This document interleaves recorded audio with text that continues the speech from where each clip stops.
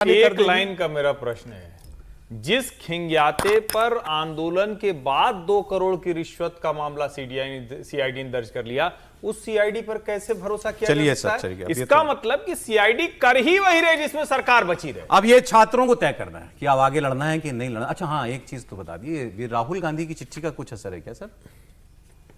ये तो उनको पता होगा, राहुल गांधी जी ने चिट्ठी लिख दी थी भाई, चिट्ठी लिखने के बाद ही हुआ, लेकिन ये बात तो सही हुआ है, तो उनको समझ में आया होगा कि भाई हो सकता है कि कुछ दबाव बन रहा हो, या राहुल जी ने चिट्ठी अलग लिखी हो, मैसेज में कहा हो कि भाई यदि नहीं होगा तो हम कुछ एक्सट्रीम तक जा सकते हैं, पता नहीं। लेकिन हेमंत सोरेन के पास छात्रों का दबाव भी बहुत था, क्रेडिट किसी को भी मिले। बच्चों की बात जो हुई है वो ठीक है, मैं तो समझता हूँ सीबीआई से भी ज्यादा जुडिशियल इंक्वायरी तक आना चाहिए। मतलब ये काम खत्म हो गया, हाँ ठीक है, उसमें है ना, मतलब सीबीआई भी हो, मैं कह रहा हूँ जुडिशियल इंक्वायरी हो, ताकि जिन लोगों का नुकसान हुआ वो भी बच पाए।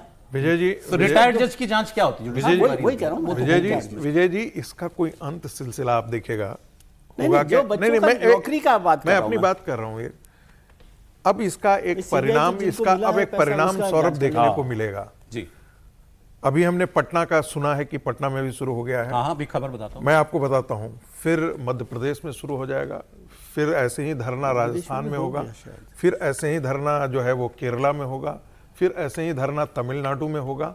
और पूरे देश के अंदर जब एक प्रकार का पैटर्न एस्टेब्लिश आपने कर दिया तो फिर ये पूरे देश को इनगल्फ करेगा। मेरा ऐसा संशय है। अभी आगे इस प्रकार का ये आपने बड़ा सवाल उठाया है, कुछ इसके दिखने लगे हैं, मतलब क्या कहें। और हर जगह जहां जो लोग सत्ता में है वो रिजिड स्टैंड लेगा, और जो विपक्ष है उसको इसको भुनाने की कोशिश पटना में भी जंतर मंतर जैसी तैयारी की जा रही है। देखिए, यहां पर बीएसएससी शिक्षक भर्ती को लेकर छात्रों ने धरना शुरू कर दिया है।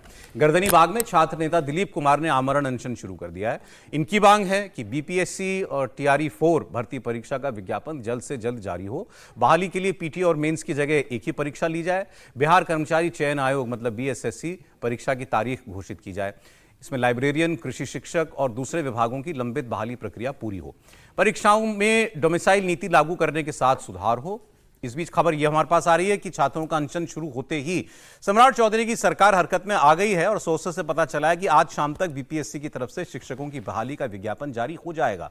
32,388 सीटों के लिए सरकार विज्ञापन निकाल सकती है। मतलब छात्रों का आंदोलन किसी सुनामी जैसा एक असर डालने वाला दिखा सरकार को, तो अब ये विज्ञापन निकालने की बात जो है वो की जा रही है। अब इसी से समझ लीजिए ना, एक से क्यों ये खबर आई कि साहब सरकार शाम को निकाल देगी। बिल्कुल करते पहले नींद बेहोशी में सरकारें ऐसे चलेंगी, नींद बेहोशी में थे कि छात्र इकट्ठे आए तो हम निकाल लेंगे। जब तक आपके ऊपर इतना दबाव ना बने तब तक आप काम नहीं करेंगे। नहीं, इसका असर क्या हो रहा है कि आप देखिएगा कि अब ये एक सेक्टर में नहीं होगा, फिर जाकर के आप देखेंगे कि कृषि आंदोलन के साथ फिर शुरू सब सेक्टर में सफाई। मैं बताता हूं कि कृषि क्षेत्र में किसान भी आमरण पर बैठेंगे, तो आप संभालते रहिए, क्योंकि पैटर्न हमने सेट कर दिया है कि भाई हमने एक विंडो उनको दिखाई दिया। जंतर मंतर से एक निकला, और जंतर मंतर से लगता था जैसे कहा जाता है ना, इसका मतलब मैं ये बिल्कुल नहीं कह रहा हूं कि छात्रों की मांग जंतर मंतर पर जायज नहीं थी, बिल्कुल नहीं, ऐसा मैं बिल्कुल नहीं कह रहा